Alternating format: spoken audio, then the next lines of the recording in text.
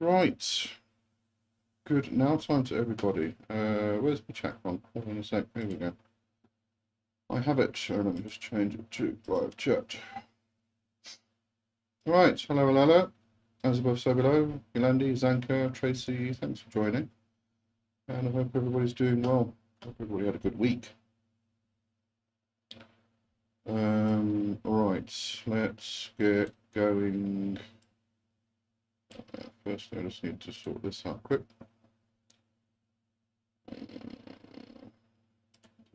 Yes, it's that. There we go. Okay. Music. I'm going to do something a little bit different today. I'm not sure if this is going to be everybody's choice in music, but it's going to be different. It's the Eagle Radio, and I love Eagle. I think it's just a brilliant band. All right.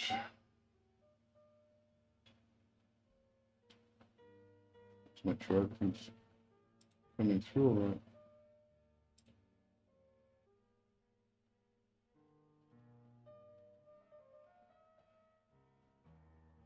Starts out of a soft, so might not hear it. How is everybody? Give me a shout in the live chat. Let me know. Who's here? Oh, put the wrong thing. Oh, there it is. Music is very soft. It will get louder in a second. Just bear with me.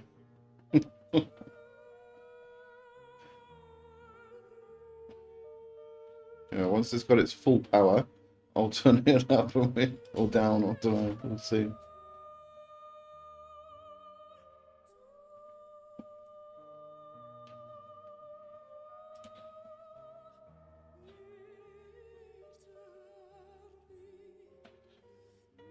Okay. Well, I know everybody here at the moment has joined the Covenstead before, so I don't need to tell you what it's all about. Dragon, hello. Yolandi, please not upload the female voices, hurts my ears. Just wait for it. Here you go. As I was so below, classical always makes me think of Lucifer. Yeah, but this is a classical. That's the interesting part. I think this might need to go up a bit.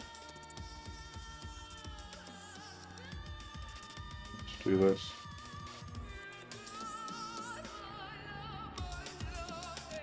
Just let me know if it gets too loud.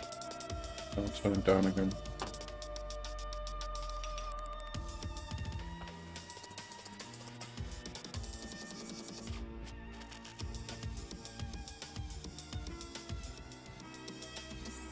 Okay. Yeah, what is this awesome? This is a band called Eagle. I'm gonna actually spell it in the chat because it's got 3 R's. It's wild. It's just got, they combine so many different genres of music into like one single song. It's insane. Johanna, hi, hello, thanks for joining. I hope you had a good week. See, it's still the same song, it just changes all the time.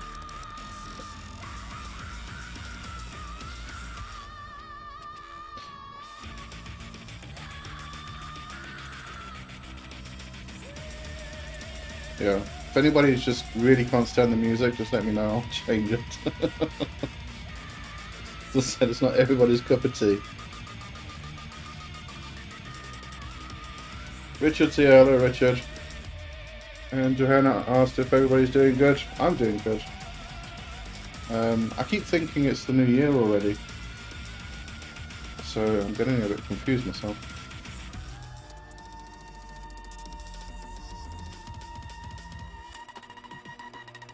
Johanna, I did try a Carolina Reaper sort. Oh my word. I've heard that. I can't eat hot food. I can't even eat like mildly hot food, what other people consider mildly hot. Yeah, no. Richard, yeah, you're playing Eagle. Yeah, I am. Yeah, this is the best band you ever introduced me to. I just love them. Brilliant. This is the Eagle Radio though, so there's going to be a lot of other bands. I was going through this. I haven't heard of half of these bands that are kind of in the same genre. Bands like Ruby My Dear, Urukur, I don't know, Corpo Mente, Conjurer, Tripalium. I've heard of these. Johanna's still alive. Well, obviously you're on the chat. But it's a good thing. Yeah, no, not something I would try. Okay. Anybody want? What does anybody want? Everybody want to talk about? Pick a topic. We'll talk about it. I usually do what's going on. Let's have a look. If you are on the journal tier or above on my Patreon, the Techno Mystic book will be coming out tomorrow. I'll post that. If you're not, you can still buy it. I'll make it a post that you can actually purchase separately. That's about it as regards to what's going on in that arena. That's all I've been doing the past week, is just reading that to try and get it finished, fact checking and everything else. What books am I reading? Still reading The Ancient Wisdom, because as I said, I've only been reading that, so I wouldn't really pick this up. I am also, however, reading again for the, I don't know how many, it's many, just been like, I keep starting with Kenneth Grant's, well, it's a trilogy, but it's actually 9 books, and then kind of getting like 2, 3, or 4 books in and get distracted, and then later on I start again. So I've started again from the beginning, so it's the Magical Revival. And also reading, let me go and find this book quickly, I'll get the title right. It's Yolandi, so far me not liking it. There is no structure. I don't like chaos in music. Okay, well, we can always change it. Let me just find this book quickly first. It's called The Essential Enochian Grimoire by Aaron Leach. I've read many blog posts and such from Aaron Leach for years and years and years. He's one of my favourite magicians. So getting into that, it's a pretty damn good book so far. All right, let's have a look at what we can do with the music. This one is very kind of laid back. I'm gonna put everybody to sleep. Okay, do we want? Don't want that. Do we want a David Bowie, Lou Reed, Velvet Underground?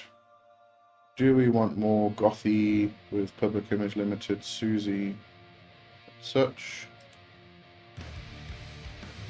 Give me your suggestions. We've got a mix of Kate Bush, Billie Eilish, Barnes Boulevard, and more. How to Destroy Angels, Marilyn Manson, Three Teeth, etc. A bit heavier.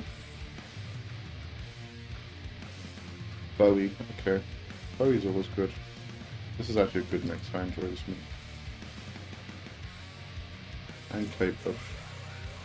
Well, that's in 2 different mixes. Okay, so we'll start with the Bowie mix and then we'll move on to the other one later. Okay. So yeah, the Covenstead is just going to be like a music appreciation Sunday. I'm not going to talk much about magic anymore. Oh, what was currently playing? I can't remember now. Sorry, missed it. Don't know who it was. Let me just go back so I can tell you.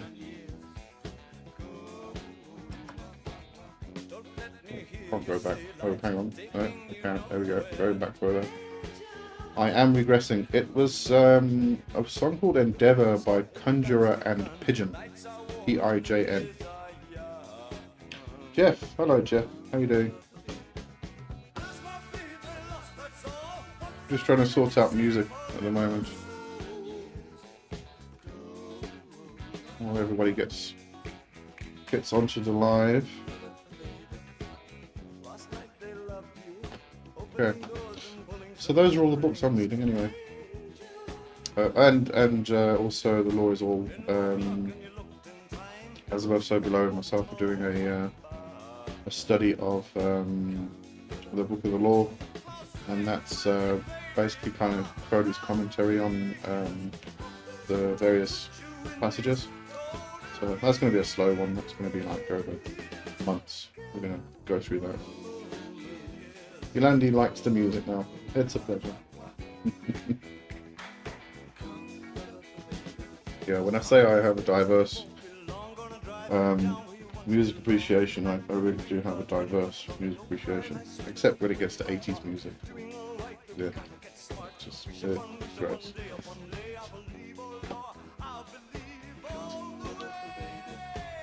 Right, what has everybody been up to? What do you want to talk about?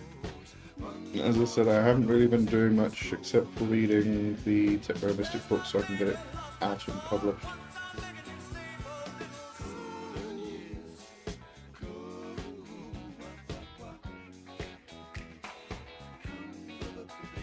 Hannah, I loved your Aisha synonym video. I didn't even know she existed before, but it resonates with me. I'm glad, actually. I haven't actually done very much work, anything really, with Aisha and Agrat. I have worked with Lilith and with Naama. Naama mostly. That's who I did a few months of dedication work, so we could call it Bhakti Yoga, with Naama, and she's actually instructed me to create this whole system with the 4 Queens of Sacred Prostitution, which Aisha, Agrat, Lilith and Naama are 4 queens. So yeah, I've been doing a lot more research into them. I've just got to put everything into practice and shift things around and get everything right for that. That's going to be a while before I'm ready to actually speak about that properly. But yeah, very interesting queens. As above, so below, reading I'm prepping for Jan 1st. My petition work starts. Good stuff. Johanna, also not much information on her out there, so your video was great. Oh, good stuff. I've read that. Yeah, I'll probably bring out more information as it'll probably be UPG though, as I start actually working with them. There'll probably be a lot of stuff that comes through. But yeah, I'm quite excited about that. It'll be interesting. Things like that drive me out of my mind. I watched it for a little while. I like to watch things on TV. Johanna, great, can't wait. I'm glad.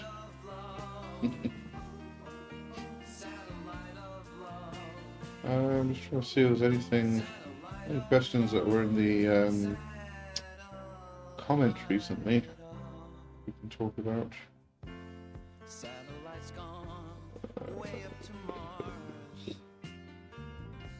I think everybody's been in holiday mode, so there's been much going on with all of this magic stuff. As I said, I have a question regarding Bhakti Yoga. So I don't know what really to do as far as the meditations go. I always feel the need to invoke when I do it or interact with the spirit. So one thing you can do, which I kind of do every morning, is just part of my meditation. So if I do half an hour meditation, I'll take 5 to 10 minutes just to chant their mantra or their end, depending on which spirit I'm working with, their little mantra thing. And with that, I then either envision them sitting opposite me and meditating with me, in which case I'm kind of interacting with them in a more intimate way. or their energy actually kind of surrounds me, and then I start to resonate at the same or frequency, which I suppose we could say is kind of an invocation. And really, Bhakti Yoga is very much about invoking the spirit in some regards, not in all regards. I mean, Bhakti Yoga itself is about devotion. It's about devotion to one particular deity or spirit, and that can come in many, many, many different forms. But one way of actually doing that is to actually take on the God form, as it were. And that's very much what I do with my morning meditations, is just allow that energy to kind of sink in, type of thing. So I can, it's more a case of getting to know the spirit by becoming the spirit, if that makes sense. You know, you connect with it on that really, really intimate level where you take on the same energy. So that I feel is a very, very close connection for for devotional work. Jeff said, what rituals do you do daily, like the LBLP or middle pillar? I do prayers. Well, I do a shower, cleansing shower. Then I do prayers. I've got a cleansing, banishing rite that I created that I do every day, which also incorporates the whole idea of mixing the polarities into union and whatnot, etc., etc. This is what I teach in the first degree stuff in the temple. And then I do meditation, which involves usually Bhakti Yoga, devotional work with a particular spirit that I'm working with at the time, which will usually be a chant. And then I will do an alternate nostril breathing for 10 minutes, and then just still meditation for another 10 minutes, about half an hour. And then my morning ritual is going to be, because I've been sorting myself out, especially from Monday at least, is also going to include reading, which is study, and then reading, study as in this case it's Kenneth Grant's books at the moment, and also studying tarot, and also Latin. I'm also doing Latin at the moment. I do Duolingo, just like a few minutes in the morning, so I'm also doing that. So there's lots of study in the morning as well. Midday I'm going to be doing reading, so study, and some kind of exercise. It's going to alternate between Qigong, calisthenics and yoga, depending on which day it is. And then in the evening, well, the evening's a bit looser. Obviously some reading and study, and then depending on what day it is as well, I'll do something that relates to the day. Like Monday may be something to do with moving into my astral temple. I'm doing some work in the astral temple. Tuesday I'm busy doing some work where I move into Gavura on the Tree of Life and just explore the realm. Wednesday might be something like scrying, some kind of communication with spirits. Thursday I usually have a meeting every Thursday, a temple meeting. Friday is the live with Kai. Saturday, usually Saturday is a bit can be kind of anything really, and then Sunday I do this. So there you go. There's my entire week. My breakdown of my days in great detail as well. Yeah, sorry about that. Dragon, do apartment buildings have a household spirit, and how do you find out? I believe they do. And you might find that each apartment has a spirit, and the entire building also has a spirit. You would find out by simply, doing the usual introduction to a spirit, getting to know a spirit thing. So that involves making a tiny little altar. It can be really tiny, it can be big, whatever you want. And then giving offerings, making offerings. You can with a house spirit, what often people often give is like porridge or oats or something like that, or milk and honey or something like that. Do that once a week. Just make sure it doesn't go stale or moldy or anything like that. And then sit down every now and again and just talk to the spirit. You can actually do this every day. What I do with my house spirit, I give her a little offering of water. I just replace it every morning. And I kind of stand there and I say, I say a little prayer and I say good morning, hope you're well. Get to know the spirit really. And that's how you find out who the house spirit is, or if there is one. But I believe that every apartment and every building has a spirit attached to it. Jeff, that is cool. Okay, good stuff. Richard's January motivation, send some to me. I need it all for myself, believe me. Jeff, awesome. Yolandi, suck at Latin. I had Latin in one of my school subjects, mercantile law. Really? I never did Latin in mercantile law. I can understand why though, but I don't remember doing that. Yolanda said, my survey ready for launch so that I can start with my project. Good stuff. Yeah, watch out for, I don't know,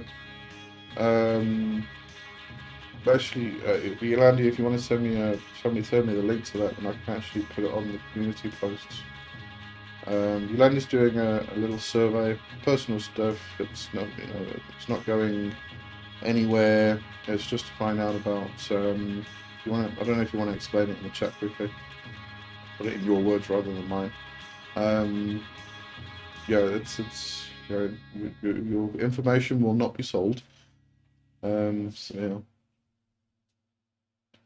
Latin. I mean, I keep coming up against Latin, so I've been trying to figure out if I should study Hebrew, Latin, or Greek. Started with Greek and didn't get very far. I'm terrible with languages as well, you have to bear that in mind. But yeah, Latin's actually, I guess over the years of reading various different Latin phrases from grimoires and stuff, I know all the words that it's given me so far, but it's kind of weird.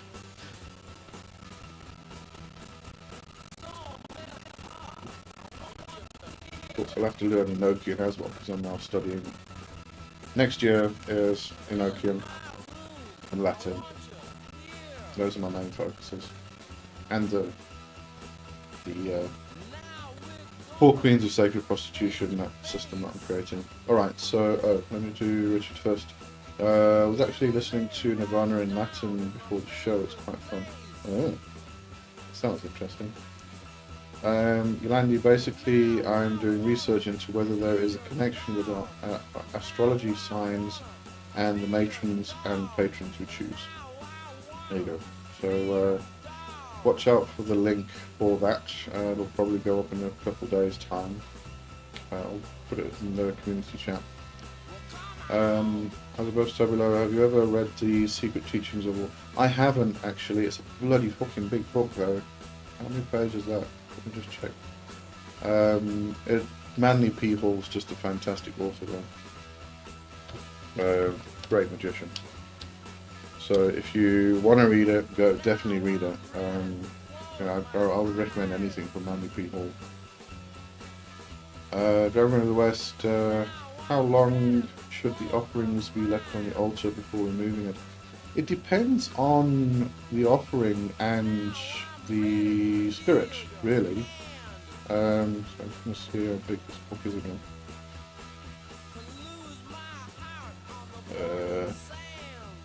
Yeah, 1,286 pages. It would take me 36 hours to read. That's a big one.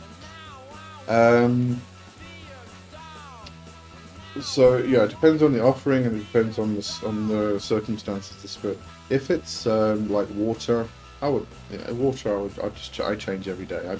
I offer all the spirits water as the basic offering.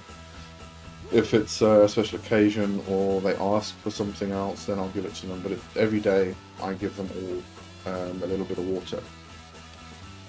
Water's great, just holds energy very well and intention and everything else. If it's something like coffee, tea, You know, something like that. I would leave it for a day or two, maybe. It does start to pick up a bit of mold because I put milk in it, so you know, probably why. Because my dad used to drink tea with milk, so that's why I put milk in. If it's an alcohol beverage or an alcohol spirit, then you can leave that for a long period of time. I actually leave that until it's completely evaporated. And it's quite an interesting test if you take the same, well, not the same glass, but the same type of glass, and from the same bottle, pour the same amount into each, give one as an offering and put one somewhere else, sort of close by, so it's not like affected too much by breeze or something going through the house, whereas the other one isn't. But kind of watch, see which one goes faster. The spirits are drinking the alcohol if they like it. You'll find that actually goes down quicker.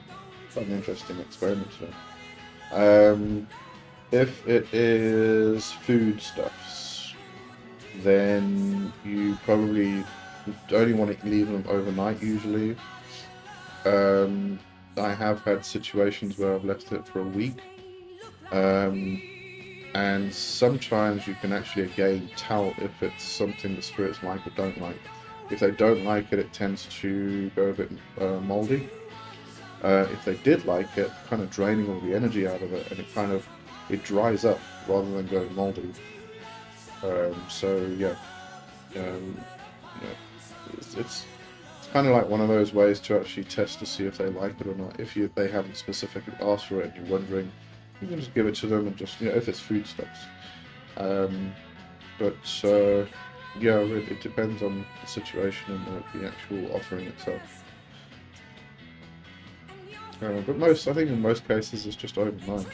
You kind of do a ritual, you give an offering, the next day you then take the offering and go and dispose of it, bury it, or what was that? Put it at the base of a tree, or however you personally dispose of the offerings. As above, so below. I also say that we should make sure we are serving offerings on clean dishes and cleaning those dishes regularly. Yeah, I mean, and also the altar as well. You don't want a dirty altar. If it's like a thick layer of dust on your altar, spirits aren't going to be very happy about that. So if you give an offering, they're probably not going to take it because they're not going to come anywhere near the altar. So yeah, definitely clean. And that goes into general magical hygiene, spiritual, energetic hygiene as well. If you have a dirty house, it's just don't clean it.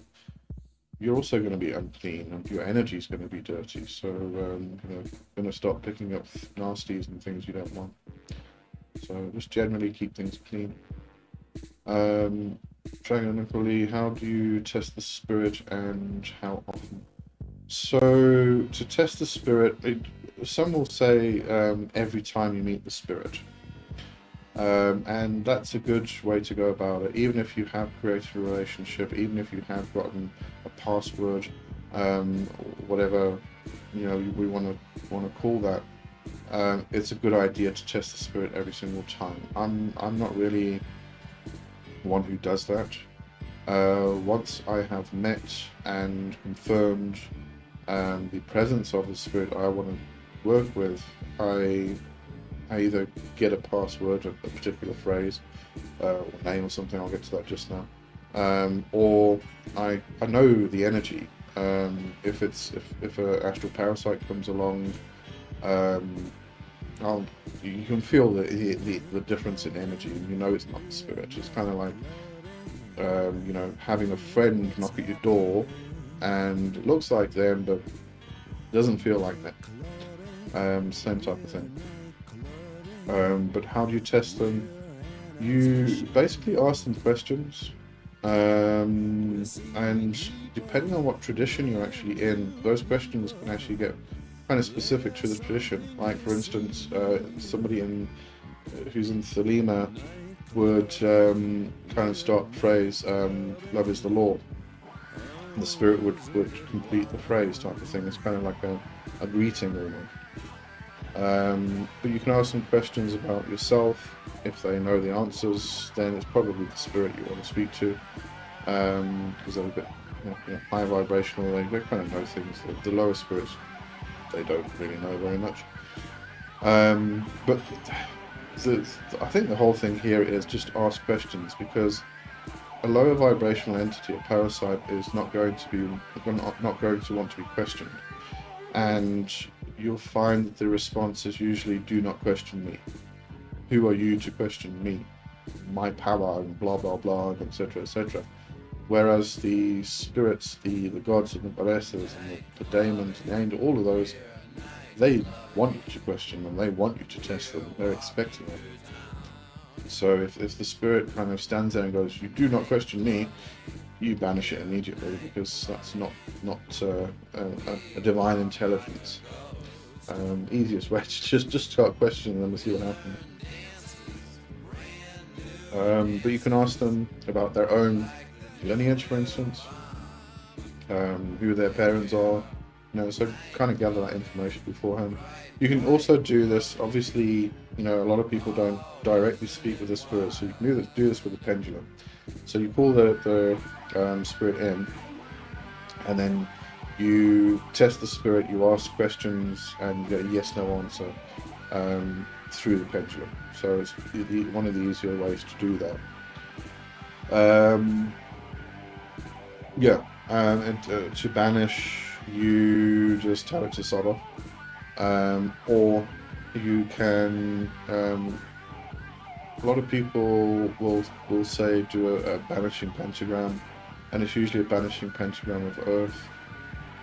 You just kind of draw it in the air and imagine the pentagram like a blue flame or light or something, and then you just push it at them, goes through them, and if they disappear, it's not a divine intelligence. If you do that and they're just still standing there, then it is probably usually the spirit you want to actually deal with.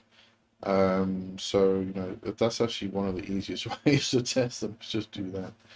I was going to get to the password. So you'll find that when you start working with the spirit, and it's the spirit you want a relationship with, you can ask them to give you a very personal name, or a mantra, or a phrase, or a sigil that's specific to them, and it's only between the two of you. Nobody else knows what it is. And then every time you go speak to them, you can ask them what their name is, or if they give you a name, for instance, ask them what name they gave you, or ask them what the phrase is, ask them what the mantra is, ask them to show you the sigil. And only that spirit knows what that is, and therefore they show it to you. It's the spirit, and so you be assured that you are going forward with the spirit you actually want to work with, and not some parasite. So yeah, that's basically it. As above, so below. I've been struggling with discerning my own thoughts from answers from spirits recently. Any advice? It can be kind of difficult, and I sometimes still question myself, and it's healthy to do that, actually. So it really is just keep going. As I said, it is healthy to question yourself, and if you kind of like think that you're all powerful and everything else, probably heading down a bad path. So it is good to question these things. But if it's happening, just keep going. We kind of do it over and over again, and eventually something comes up that you didn't think of, you wouldn't have thought of in a million years, and all of a sudden that's the reply you got, and you kind of, it reaffirms that you are getting the questions from the spirit, not just from your fantasies, or you are interpreting the message in a particular way that is based on what you think. It is kind of difficult if you are getting messages like I do with, it's just impressions. It's not, I don't hear a voice, sometimes see images, but usually it's just feelings and impressions, and to interpret that into words so that we can understand it can be quite difficult. But again, it just comes with practice, I think, and you have to kind of remove yourself from yourself, stand back, become the observer instead of the reactor or the reactive aspect of the whole thing. Because if you're not observing, you are reacting, and therefore you tend to then add things to the message that you just want to, because it sounds better to you. So you kind of interpret the way you want it to be interpreted. And if you get a negative message, you're going to reinterpret that in a positive way, and therefore you're not actually getting the message. But that's why you have to kind of stand back, remove yourself from yourself, become the observer, and let the message come through purely, and just interpret it. Practice really what it's about.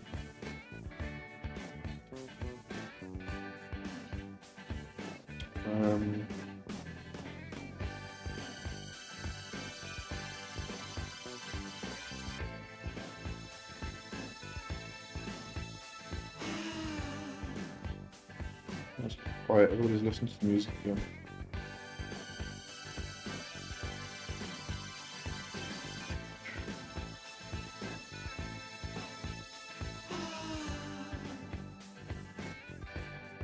Zanka, please could you explain what are the origins and symbolism of the representation of certain daemons and spirits with horns or forked tail? So with the horns, it usually goes back to older sources, pre-Christian, like Pan, Karninos, etc. The horn god, which is a synthesis between the animal world and the human world, sort of bringing those two aspects together. So that's where that carried on from, and obviously, if you think of Pan with the goat horns and the goat hooves, but human face, human torso, things like that. It's that synthesis between the goat and the animal and the human. And it was goatish because Aradia was a very mountainous area. Goats were the ones that got around easier. But he was a very frisky, and still is, a very frisky god, who, very wild, very much connected with the phallic symbolism and fertility and all this stuff. And obviously Christianity came along and decided that that wasn't a good thing, and decided to demonize it, and the representation of the horns, the horned god itself, kind of led through to that. The forked tail, I'm actually not entirely sure where the forked tail comes from.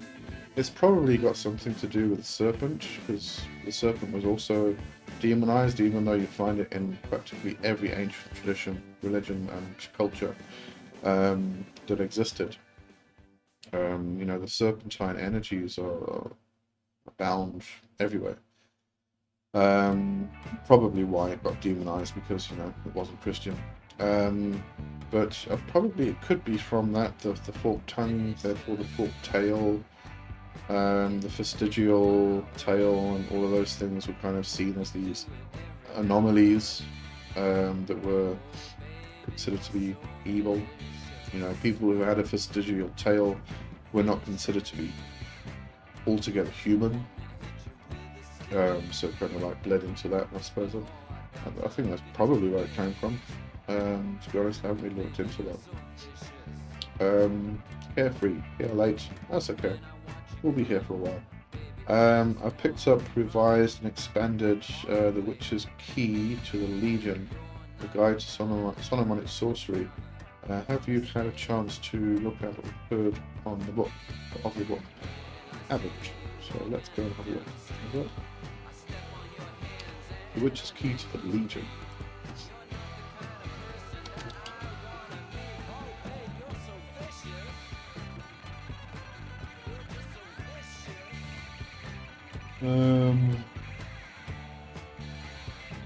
Oh, Lorelei Black.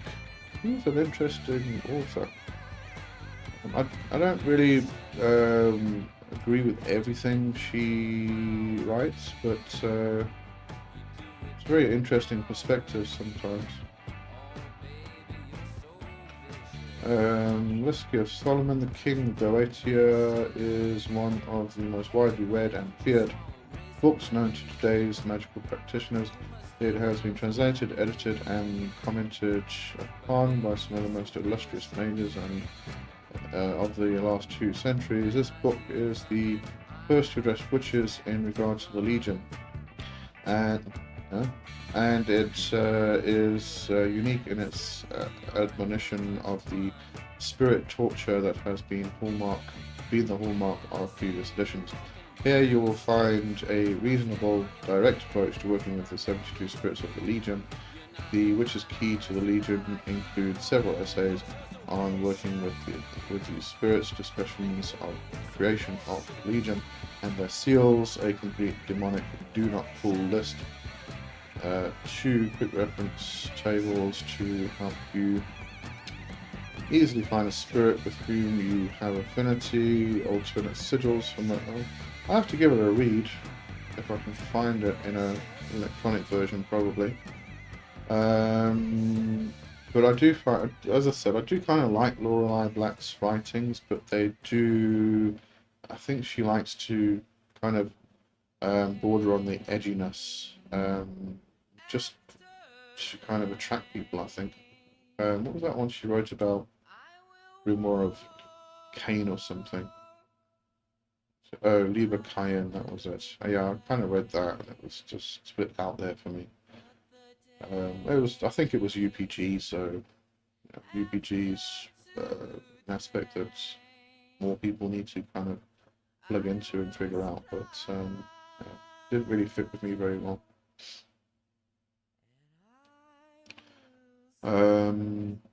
Yeah, I'll see if I can get hold of it and give it a read.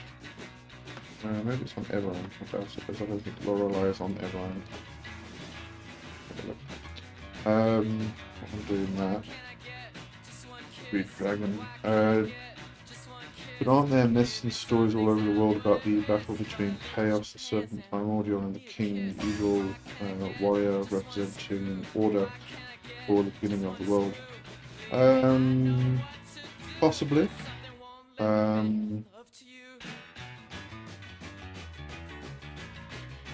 I mean, if you go into the Nordic creation myth, very, very different, I think. Is it? I can't remember now. I'm not really into the chaos, the creation myth, anyway. No, it's not on Everland. I'll see if I can find it.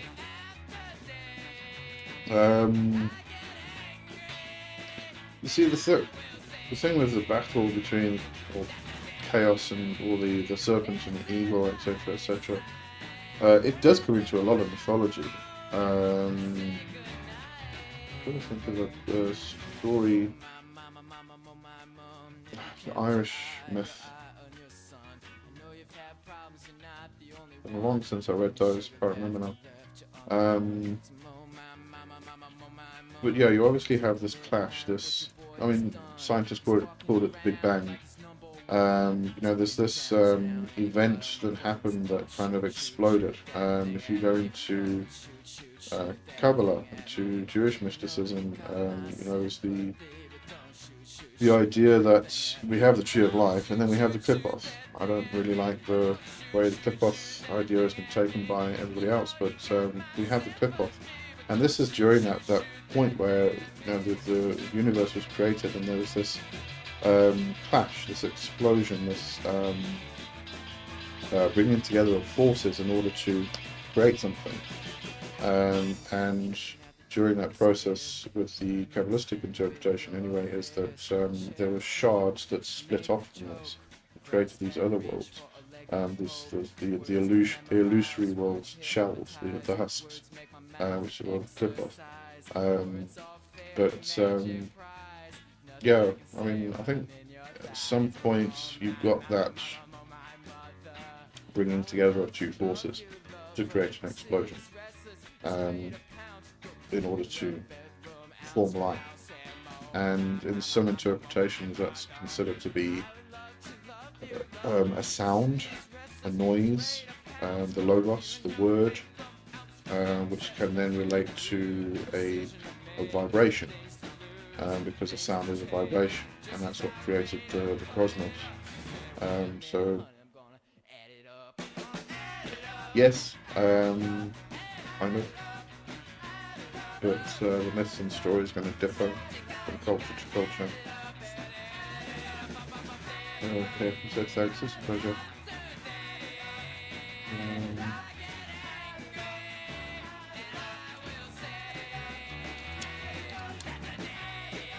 See where else I can get it.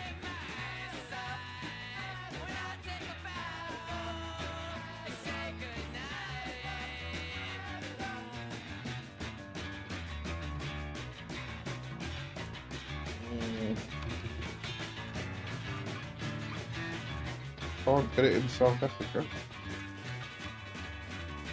Another one. Right, still looking for that book here. Yeah, I can't get it here. I have to order it. I'm overseas. Yeah, I'll wait to see if I can get it somewhere else, because it's only $14, but the shipping here is $14 as well. So we usually pay more for shipping overseas stuff than we do for the item itself.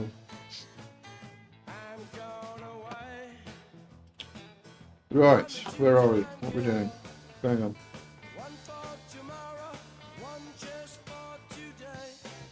Might have to take a break just now and top up my chocolate.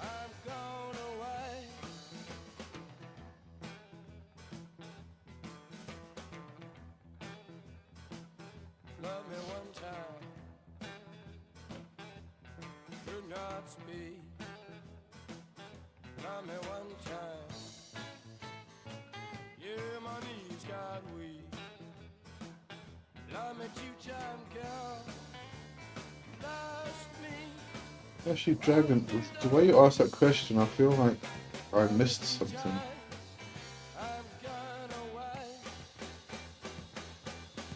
You asked something earlier that I missed. Just let me know.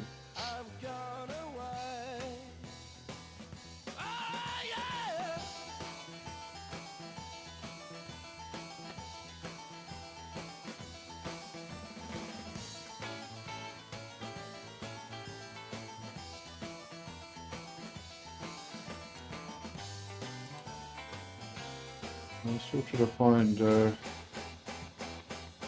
questions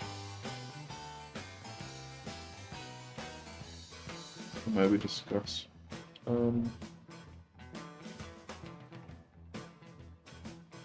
people selling their souls. We've got people using their computer keyboard as an alphabet and mouse as a planchette. Not sure how that would work with the keyboard. Black scrying mirror, flat LCD monitor screen.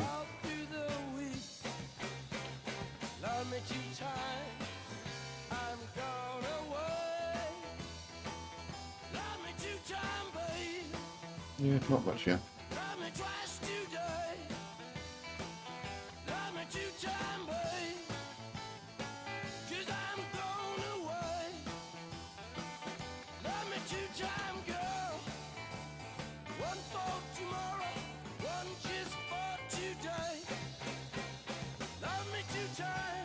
Everybody's very quiet tonight.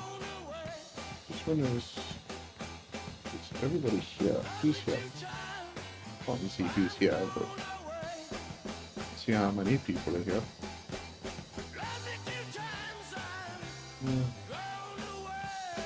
It is rather quiet tonight.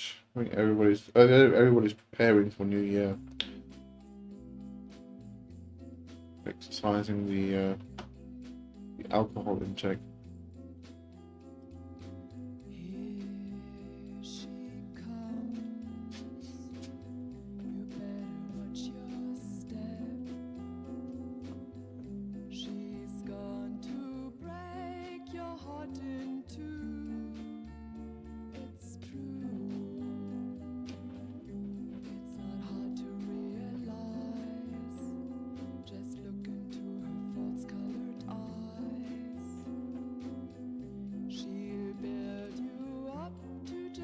Yeah, probably so. Yeah, I think so. So maybe we'll have a shorter live tonight.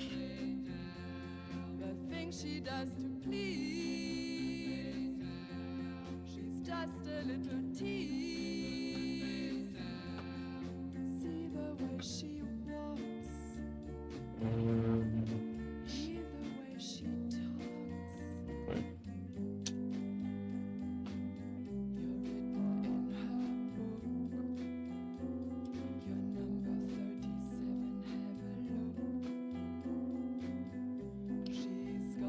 Thinking of Andy Warhol. This is the song. This is the Velvet Underground. When was the Velvet Underground? That had what's his name in it?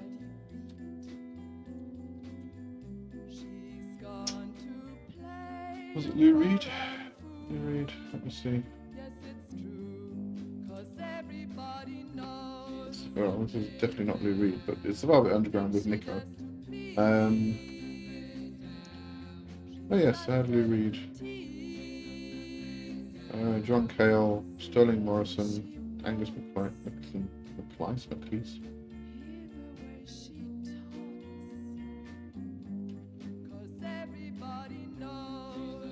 Oh, the pop artist Andy Warhol became their manager. Ah, okay.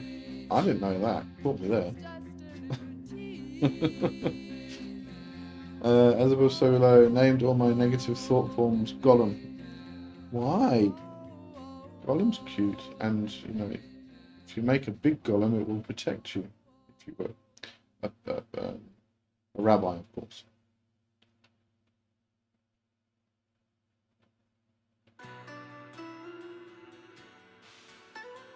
Oh, that was interesting. I did not know that Andy Warhol was the manager of Velvet Underground.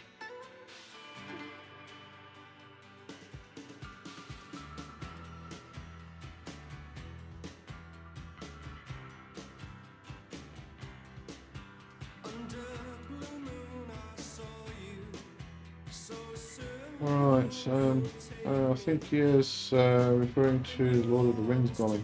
Probably, yeah, that's why I said he's cute. I like Gollum. He's not a negative thought form. He just likes his ring.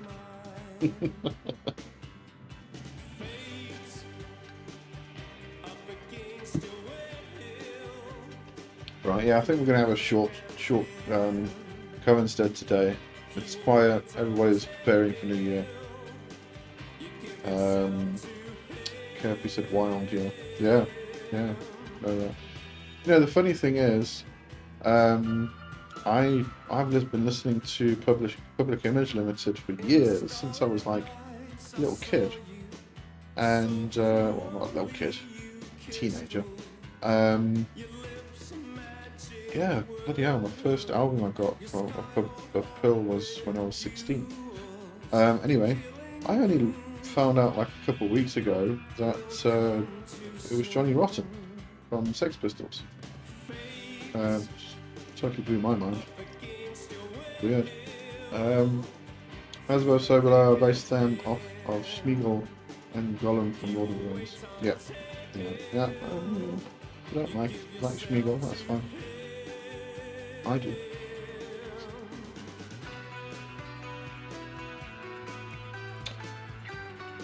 Okay, yeah, I think it's call it a night or a day time.